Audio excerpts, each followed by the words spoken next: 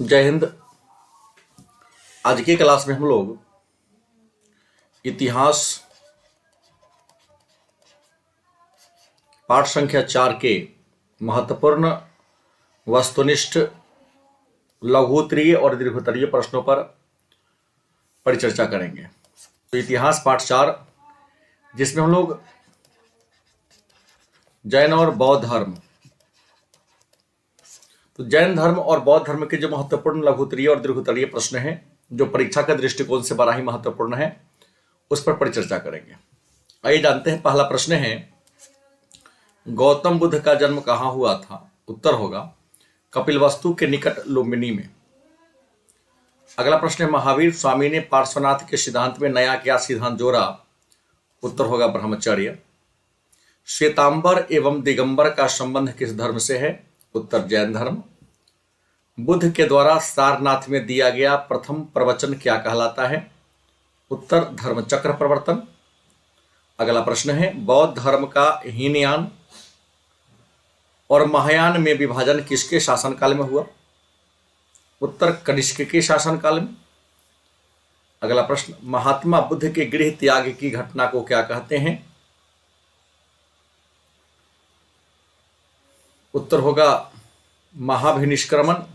अगला प्रश्न, गौतम बुद्ध ने बौद्ध संघ की स्थापना कहाँ किया था? उत्तर सारनाथ में। अगला प्रश्न, गौतम बुद्ध किस कुल से संबंधित थे? उत्तर शाक्य कुल।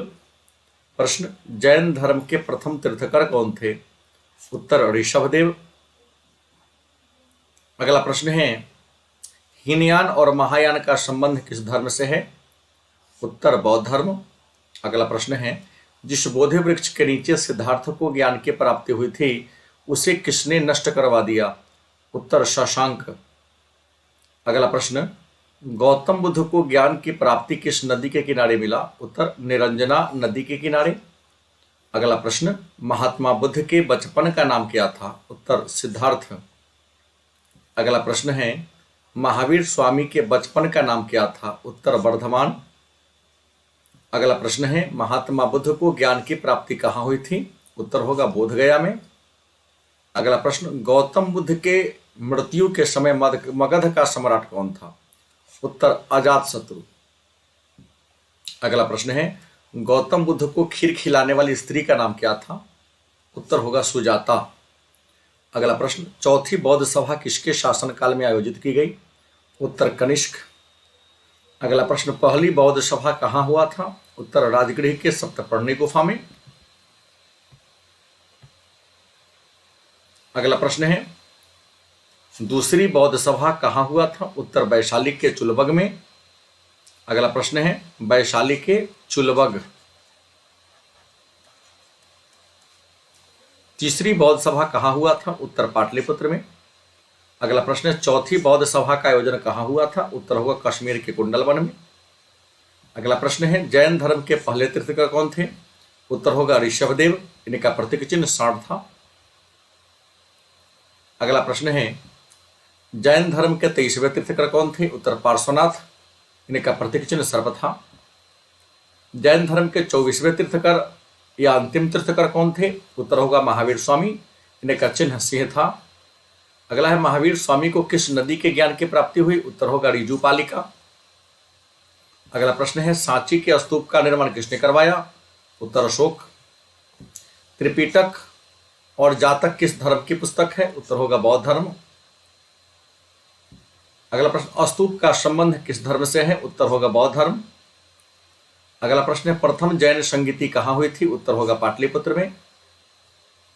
प्रश्न, दूसरी जैन संगीति कहाँ हुई थी? गुजरात के वल्लभी में।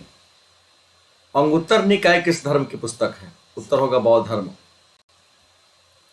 महावीर स्वामी का जन्म कहाँ हुआ था?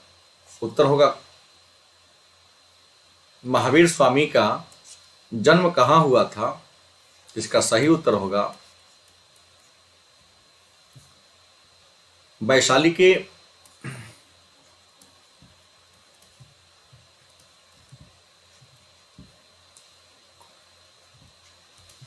कुंडग्राम में।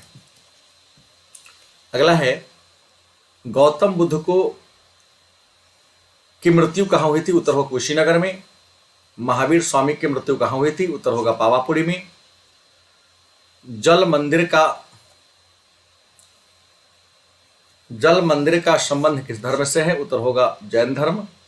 गौतम बुद्ध के ज्ञान प्राप्ति की घटना को क्या कहते हैं? उत्तर होगा संबोधि। महावीर स्वामी के मृत्यु की घटना को क्या कहते हैं? उत्तर होगा निर्वाण।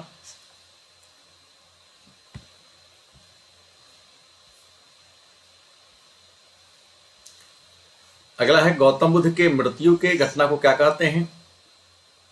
महापरिनिर्वाण। अगला प्रश्न है 2 अंक का स्तरीय प्रश्न यहां से शुरू होता है।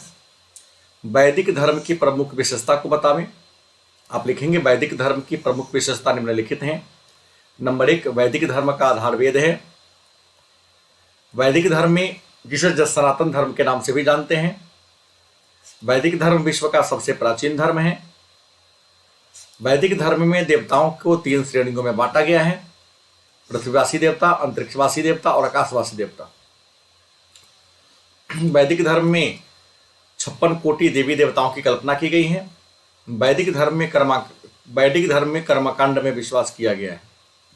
और वैदिक धर्म के प्रमुख ग्रंथ हैं 4 वेद, 18 पुराण, 108 उपनिषद, 2 महाकाव्य, 6 वेदांग, 4 उपवेद, 7 ब्राह्मण ग्रंथ। अगला प्रश्न है पंच महाव्रत क्या है, या पंच महाव्रत से आप क्या समझते हैं? आपका उत्तर होगा पंच महाव्रत जैन धर्म के संस्थापक महावीर स्वामी के द्वारा दिया गया उपदेश है, जो इस प्रकार है: सत्य अर्थात झूठ कभी नहीं बोलना, अहिंसा अर्थात किसी का दिल न दुखाना, अस्तेय अर्थात कभी चोरी न करना, अपरिग्रह अर्थात संपत्ति संग्रह न करना, ब्रह्मचर्य अर्थात इंद्रियों को अपने वश में करना।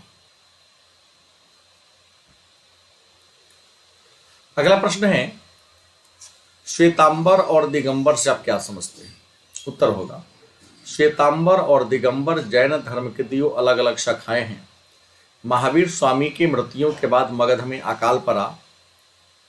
अकाल के समय कुछ जैन संत भद्रबाहु के नेतृत्व में दक्षिण भारत चले गए, वहीं कुछ संत स्थूलभद्र के नेतृत्व में मगध में ही रह गए और जब धर्म का प्रचार किया। अकाल की समाप्ति के बाद भद्रबाहु और स्थूलभद्र मगध में एकत्रित हुए, तो दोनों में विवाद खड़ा हो गया।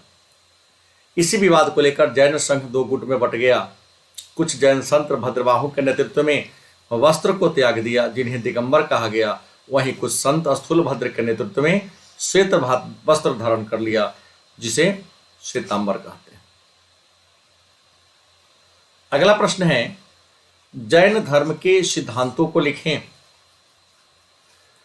तो जैन धर्म के प्रमुख सिद्धांत या विचार हैं: जैन धर्म ईश्वर में विश्वास नहीं करता है, जैन धर्म आत्मा में विश्वास नहीं करता है, जैन धर्म कर्मफल और पुनर्जन्म में विश्वास करता है, जैन धर्म मोक्ष अथवा निर्वाण की प्राप्ति पर विशेष बल देता है। अगला प्रश्न है जैन धर्म के त्रिरत्न को लिखें।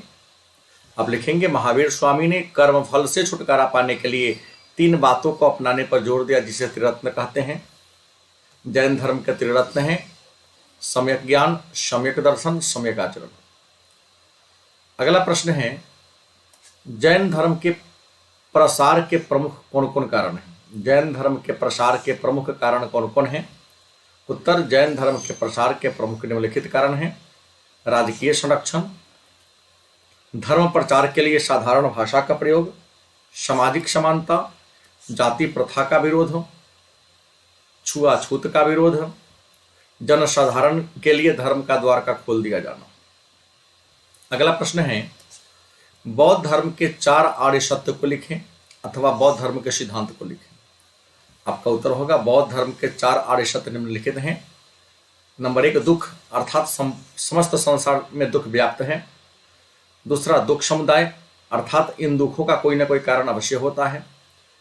तीसरा, दुख निरोध अर्थात दुखों से मुक्ति पाया जा सकता है।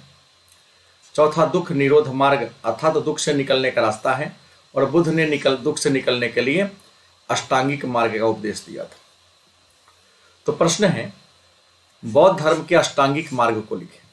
आप लिखेंगे महात्मा बुद्ध ने दुख से छुटकारा पाने के लिए 8 मार्ग बताए हैं, जिसे अष्टांगिक मार्ग कहते हैं, जो इस प्रकार हैं: सम्यक दृष्टि अर्थात सत्य की सही परख होनी चाहिए, सम्यक वाणी अर्थात मीठा वचन, सम्यक संकल्प मतलब दुर्भावना का परित्याग, सम्यक कर्म अर्थात अच्छा काम करना, सम्यक आजीव अर्थात ईमानदारी पूर्वक जीविका अपनाना, सम्यक व्यायाम अर्थात विवेकपूर्ण प्रयत्न करना, शुद्ध विचार ग्रहण करना, सम्यक स्मृति अर्थात मन वचन और कर्म के प्रति सचेत रहना, सम्यक समाधि अर्थात चित्त की एकाग्रता। अगला प्रश्न है बौद्ध सभा क्यों बुलाई गई, इसका उद्देश्य क्या था। बौद्ध सभा क्यों बुलाई गई, इसका उद्देश्य क्या था। आप लिखेंगे महात्मा बुद्ध के महापरिनिर्वाण के पश्चात उनके विचारों को संकलित करने के लिए, धर्म के व्याख्या के लिए तथा बौद्ध संतों के बीच जो मनमुटाव उत्पन्न हो गया था उसे दूर करने के लिए 4 बार बौद्ध सभा का आयोजन किया गया। पहली बौद्ध सभा बिहार के राजगीर में हुआ था, दूसरी बौद्ध सभा बिहार के वैशाली में हुआ था, तीसरी बौद्ध सभा बिहार के पाटलिपुत्र में हुआ था और चौथी बौद्ध सभा कश्मीर के कुंडलवन में हुआ था। अगला प्रश्न है चौथी बौद्ध सभा क्यों बुलाई गई, इसका क्या उद्देश्य था। चौथी बौद्ध सभा क्यों बुलाई गई, इसका क्या उद्देश्य था। आप लिखेंगे चौथी बौद्ध सभा जिसका आयोजन महात्मा बुद्ध के महापरिनिर्वाण के लगभग 450 वर्ष के बाद प्रथम शताब्दी ईस्वी में कश्मीर के कुंडल वन में कुषाण वंश के महान शासक कनिष्क के शासनकाल में वसुमित्र की अध्यक्षता में बुलाई गई। इसका मुख्य उद्देश्य बौद्ध संतों के मतभेद को दूर करना था। इस सभा में पहली बार संस्कृत भाषा का प्रयोग किया गया। साथ ही इसी सभा में बौद्ध धर्म हीनयान और महायान नामक 2 संप्रदाय में विभक्त हो गया। अगला प्रश्न है हीनयान और महायान से आप क्या समझते हैं। आपका उत्तर होगा हीनयान एवं महायान बौद्ध धर्म के 2 शाखाएं हैं। इसमें हीनयान का अर्थ लघु चक्र होता है। यह वह शाखा है जो बुद्ध के शिक्षा में आस्था रखता है, विनय पिटक में विश्वास करता है, यह मूर्ति पूजा में विश्वास नहीं करता है। इस शाखा के पुस्तक पाली भाषा में, अशोक इस शाखा के संरक्षक थे। वहीं महायान जिसका अर्थ मोक्ष का महाचक्र होता है, इन्होंने बुद्ध के शिक्षाओं में कुछ बदलाव किया। यह बुद्ध की मूर्ति बनाकर पूजा करते थे। इनकी पुस्तक संस्कृत भाषा में है। इसके संरक्षक कनिष्क हैं। अगला प्रश्न है पीटक अथवा त्रिपीटक क्या है। तो पीटक जिसका शाब्दिक अर्थ टोकरी होता है, इसकी संख्या 3 है, अतः इसे त्रिपीटक के नाम से जानते हैं। पीटक है सुत्त पीटक, इसमें महात्मा बुद्ध के उपदेश का संकलन है। दूसरा विनय पीटक, इसमें बौद्ध धर्म के नियमों का वर्णन है। तीसरा अभिधम पीटक, इसमें बौद्ध धर्म के सिद्धांतों का चर्चा है। अगला प्रश्न है बौद्ध धर्म के पतन के कारणों को लिखें। मतलब बौद्ध धर्म के पतन के क्या कारण थे। आप लिखेंगे बौद्ध धर्म के पतन के प्रमुख कारण निम्नलिखित हैं। नंबर 1, महात्मा बुद्ध की मृत्यु के बाद बौद्ध धर्म के स्वरूप में परिवर्तन आ गया। इसमें भी हिंदू धर्म के समान जादू टोना का समावेश हो गया, जो बौद्ध धर्म के पतन का पहला कारण बना। दूसरा कारण संघ में भ्रष्टाचार का प्रवेश। संघ में भ्रष्टाचार का प्रवेश बुद्ध के मृत्यु के बाद बिहार भोग विलास का केंद्र बन गया। बहुत संत धर्म प्रचार को छोड़कर विलासितापूर्ण जीवन जीने लगे। यह भी बौद्ध धर्म के पतन का कारण बना। तीसरा हिंदू धर्म में सुधार। बौद्ध धर्म की उन्नति को देखते हुए हिंदू धर्म के संतों ने अपने धर्म में सुधार किया और धर्म के दोषों को दूर किया। बौद्ध धर्म के पतन के कारण बना। चौथा महात्मा बुद्ध के मृत्यु के बाद बौद्ध संघ का महासांघिक, थेरवाद, हीनयान, महायान और वज्रयान आदि संप्रदाय में विभाजन, यह भी बौद्ध धर्म के पतन का कारण बना। इसके अलावा राजकीय संरक्षण की समाप्ति। पाल वंश के पतन के बाद अन्य किसी राजवंश ने बौद्ध धर्म को राजकीय संरक्षण नहीं दिया, जो बौद्ध धर्म के पतन का कारण बना। इसके अलावा विदेशियों का आक्रमण बौद्ध धर्म के पतन के लिए जिम्मेवार कारण बना, क्योंकि विदेशी आक्रमणकारी अनेक बौद्ध विहारों को नष्ट कर दिया और एक संतों की हत्या भी कर दिया। अगला प्रश्न है बौद्ध धर्म के प्रमुख शील कौन कौन है। तो बौद्ध धर्म के प्रमुख शील हैं। बौद्ध धर्म में प्रमुख शील निम्नलिखित हैं। अहिंसा, सत्य, अस्तेय, अपरिग्रह, ब्रह्मचर्य, नृत्य और संगीत का त्याग, सुगंधित पदार्थों का त्याग, असमय भोजन का त्याग, कोमल सैया का त्याग, कामनी कंचन का त्याग। इन 10 बातों को बौद्ध धर्म के 10 शील कहते हैं। अगला प्रश्न है प्रतीत समुत्पाद क्या है। तो यह बौद्ध दर्शन तथा सिद्धांत का मूल तत्व है। प्रतीत समुत यह बौद्ध दर्शन तथा सिद्धांत का मूल तत्व है। इसके अनुसार एक वस्तु के विनाश के पश्चात दूसरे वस्तु की उत्पत्ति होती है। अगला प्रश्न है, बौद्ध धर्म के तीव्र प्रसार के मूल कारण क्या थे? अर्थात बौद्ध धर्म का बड़ी तेज गति से प्रसार हुआ, इसके क्या कारण थे?